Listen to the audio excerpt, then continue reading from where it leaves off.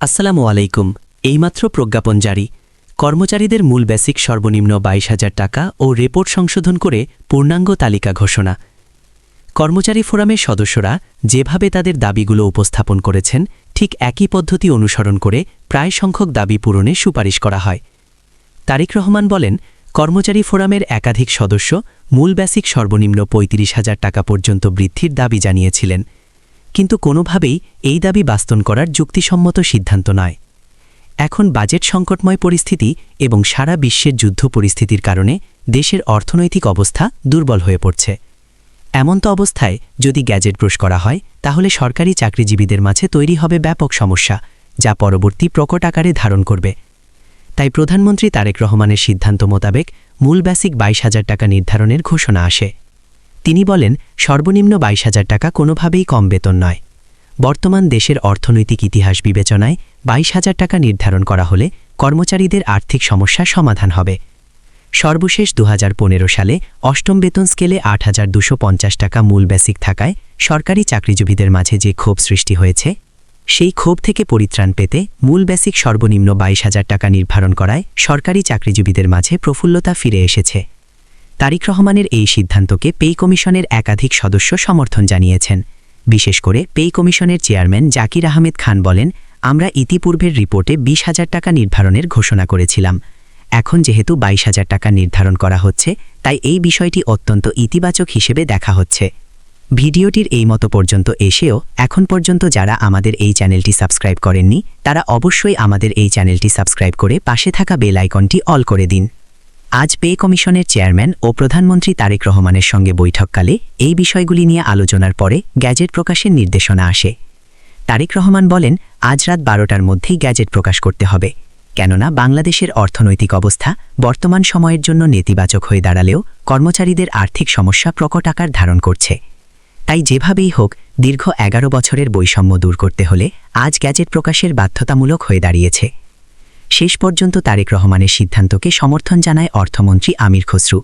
তাই আমির খসরু বলেন, আমরা আজ গ্যাজেট প্রকাশ করার লক্ষ্যে পে কমিশনের সঙ্গে কাজ শুরু করেছি। আশা করা যাচ্ছে আজ রাত ১২ ঘটিকার মধ্যে আমাদের রিপোর্ট প্রধানমন্ত্রী তারেক রহমানের কাছে উপস্থাপন করা হবে। পরবর্তীতে এই রিপোর্ট যাচাই বাছাই করে পূর্ণাঙ্গ আকারে কার্যকরে সুপারিশ আসবে। অর্থমন্ত্রী আমির খসরু বলেন, পে কমিশন ইতিমধ্যে যে রিপোর্ট উপস্থাপন করেছেন, সেই রিপোর্ট অনুযায়ী ৪০০ কোটি টাকা বাৎসরিক ব্যয় রেখে বেতন বৃদ্ধি করা সম্ভব। কিন্তু এখন যেহেতু মূল বেসিক সর্বনিম্ন ২২,০০০ টাকা নির্ধারণ করা হচ্ছে, সেক্ষেত্রে বাজেট কিছুটা বৃদ্ধি করা প্রয়োজন।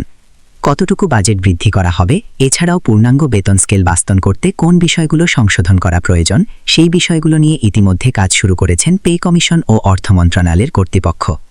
অর্থসচিব বলেন, আমরা বেতন বৃদ্ধির বিষয়টির সঙ্গে ওতপ্রোতভাবে জড়িত।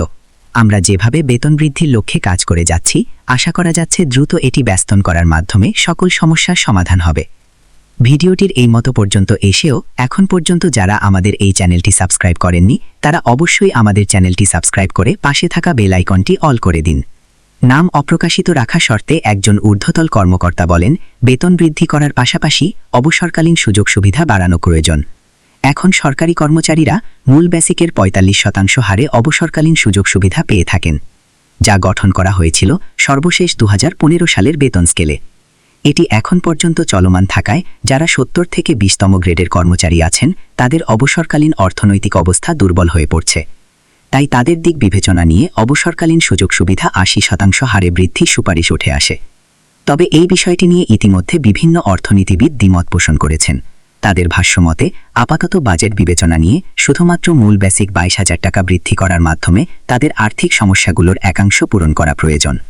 তবে এর মাঝে যদি অবসরকালীন সুযোগ সুবিধা বৃদ্ধি করা হয়, তাহলে সমস্যার কিছুটা প্রকট আকার ধারণ করতে পারে। বিশেষ করে যারা নিম্ন গ্রেডের কর্মচারী আছেন, তাদের অর্থনৈতিক দিকগুলো বিবেচনায় নিতে হলে অবশ্যই অবসরকালের সুযোগ সুবিধা বৃদ্ধি করা প্রয়োজন। কিন্তু এখন যদি এটা বাস্তবায়ন করা হয়, তাহলে দেশের অর্থনৈতিক অবস্থা কিছুটা দুর্বোধ হতে পারে। এতে করে যারা সাধারণ জনগণ আছেন, তাদের মাঝে ট্যাক্স বহুগুণ বৃদ্ধি পাবে। তাই সরকারি চাকরিজীবীদের মাঝে দীর্ঘদিনের সকল সমস্যা সমাধান করে দ্রুত বেতন বৃদ্ধির চূড়ান্ত সুপারিশের দিক নির্দেশনাগুলো নিয়ে আলোচনা করেন অর্থনীতিবিদরা। তবে পে কমিশনের চেয়ারম্যান জাকির আহমেদ খান ও প্রধানমন্ত্রী তারেক রহমান বলেন, সকল কিছু সামঞ্জস্যপূর্ণ করে গড়ে তুলতে হলে অবশ্যই অবসরকালের সুযোগ সুবিধা, বেতন বৃদ্ধির সঙ্গে সঙ্গে ৮০ থেকে ৮৫% বৃদ্ধির সুপারিশকে সমর্থন করা প্রয়োজন। তাই সর্বশেষ সিদ্ধান্ত মোতাবেক মূল বেসিক বৃদ্ধির সঙ্গে সঙ্গে অবসরকালের সুযোগ সুবিধা বৃদ্ধির সুপারিশ করা হয়। তো আজকের এই ভিডিওটি এই পর্যন্ত। আশা করি ভিডিওটিতে অনেকে উপকার পেয়েছেন।